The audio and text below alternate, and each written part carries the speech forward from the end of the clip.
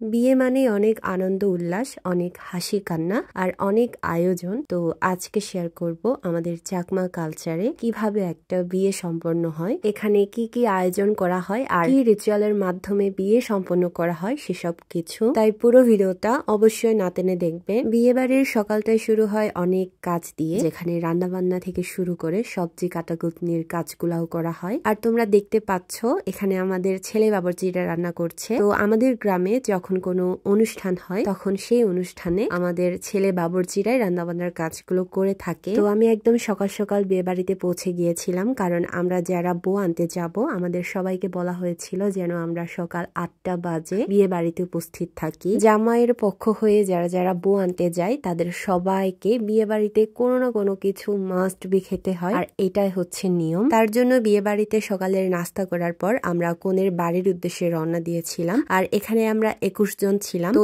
এটাও হচ্ছে আমাদের একটা নিয়ম যে বিয়ে বাড়ি থেকে মানে জামাইয়ের বাড়ি থেকে আমাদের বেজোড় সংখ্যা হয়ে যেতে হবে, আর যখন আমরা কনের বাড়ি থেকে ফিরবো তখন যেন কনের সহ আমরা জোর সংখ্যা হয়ে ফিরতে পারি। জামাইয়ের বাড়ি থেকে কনের বাড়ির দূরত্ব খুব একটা বেশি দূরে ছিল না, মাত্র 20 মিনিটের পথ। আর গাড়ি থেকে নামার পর আমাদের আরো 5-6 মিনিট মতো হেঁটে যেতে হয়েছিল। জামাইয়ের বাড়ি থেকে কনের জন্য যে জিনিসপত্রগুলো নিয়ে যাওয়া হয় একটা ব্যাগে করে, আমরা সেই ব্যাগটাকে ফুরবারেং বলি। সেই ফুরবারেংটা আবার যে কেউ নিতে পারে না। সেই ফুরবারেংটা নেওয়ার জন্য অবশ্যই জামাইয়ের বংশের কাউকে হতে হবে। তারপর সেই ফুরবারেংটা যে নিবে তাকে অবশ্যই জামাইয়ের থেকে ছোট অ্যান্ড মাস্ট বি অবিবাহিত হতে হবে। এই ফুরবারেং নিয়ে আমাদের আরেকটা নিয়ম আছে, সেটা হচ্ছে আমরা যারা জামাইয়ের বাড়ি থেকে বউ আনতে যাই তাদের সবার আগে বাড়ি থেকে এই ফুরবারেং যে নিবে তাকে নামতে হয়। সে নামার পরই বাকিরা নামতে পারবে। আর এই নিয়মটা কনের বাড়িতেও হয়ে থাকে। কনের বাড়িতে সবার আগে সেই ফুরবারেং নেওয়া ব্যক্তিকেই ঢুকতে হবে, আর তারপরেই বাকিরা ঢুকতে পারবে। কনের বাড়িতে পৌঁছানোর সাথে সাথে আমাদের চা বিস্কিট দেওয়া হয়। তো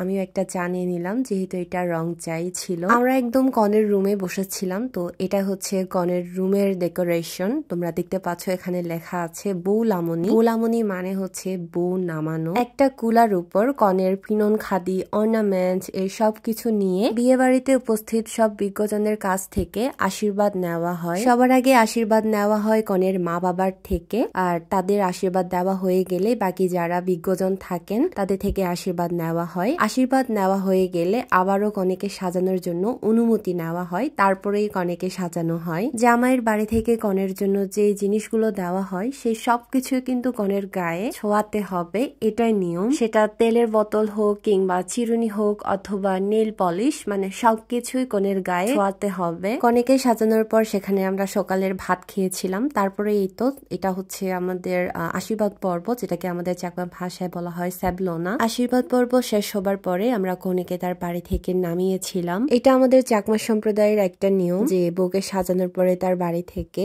12টার আগেই নামিয়ে নিতে হবে। 12টার আগে কনেকে তার বাপের বাড়ি থেকে নামানোর পরে আমরা একদম জামাইয়ের বাড়িতে নিয়ে চলে এসেছিলাম, কারণ আমাদের কথা ছিল এরকম যে সেখানে গিয়ে আমরা সকালের ভাত খাবো, তারপর জামাইয়ের বাড়িতে চলবে মেন খাওয়া দাওয়া মানে দুপুরের খাবার দাবার। জামাইয়ের বাড়িতে কনে পৌঁছানোর পরে এখানে যা যা রিচুয়ালস আছে সবগুলা পালন করার পরে কনে তার গৃহ প্রবেশ করে। তো এখানে প্রথমে কনেকে মিষ্টিমুখ করানো হয়, তারপর পানি পান করানো হয়, তার স্বামীকে তার হাজবেন্ডকে প্রণাম করে তার শাশুড়ি মাকে প্রণাম করে তার গৃহ প্রবেশ করানো হয়। এখন আমি তোমাদের দেখাবো আমাদের জামাইয়ের পক্ষ থেকে কি কি আয়োজন করা হয়েছে, মানে খাবারের মেনুগুলো। এটা হচ্ছে পাজন মানে মিক্সড ভেজিটেবল, তারপর এটা হচ্ছে শুকরের নারী ভুড়ি, যেটাকে আমরা আমাদের চাকমা ভাষায় বলি সিয়ামা। এটা ছিল শুকরের মাংস, এটা অনেক ইয়াম্মি ছিল, আমার খুবই ভালো লেগেছে খেতে। তারপর এটা ছিল মটর দিয়ে মুরগির হাড্ডিগুটি, ছিল দেশি মুরগির মাংস, আর এই তো এটা ছিল শুধু সিদলের তাবা দিয়ে